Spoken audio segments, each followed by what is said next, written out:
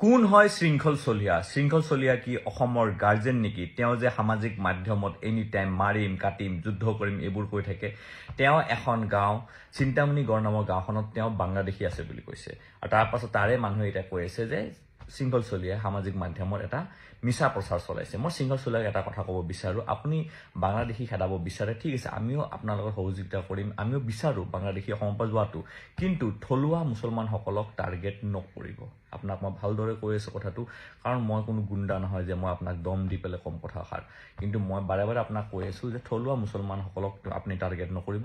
আৰু এই মাৰিম কাটিম যুদ্ধ কৰিম এইবোৰ কথা সামাজিক মাধ্যমত নক'ব। মই চৰকাৰক সুধিব বিচাৰোঁ যে চৰকাৰে এই মানুহজনৰ ওপৰত একো ষ্টেপ নলয় কিয়? কাৰণ এই মানুহজনে ডাইৰেক্ট ছ'চিয়েল মিডিয়াত মানে অ'পেন কৈ থাকে যে যুদ্ধ কৰিম, যুদ্ধ কৰিম মাৰিম কাটিম এইবোৰ বস্তু মানে ক'লে ভাল নালাগে কেতিয়াবা।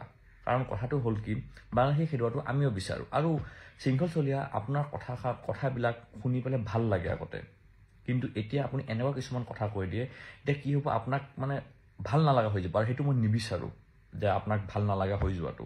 সেইকাৰণে কথাবিলাক কোৱাতে অলপমান ভাবি চাব, ব্ৰেইনেদি ভাবি চাব, এনি টাইম উগ্ৰ হৈ কথাবোৰ নক'ব, আৰু থলুৱা মুছলমানসকলক টাৰ্গেট নকৰিব। মই যদি কিবা ভুল কৈছোঁ ক্ষমা কৰিব, মোক কমেণ্ট কৰি জনাব মই কিবা ভুল কৈছোঁ যদি। জয় আই অসম।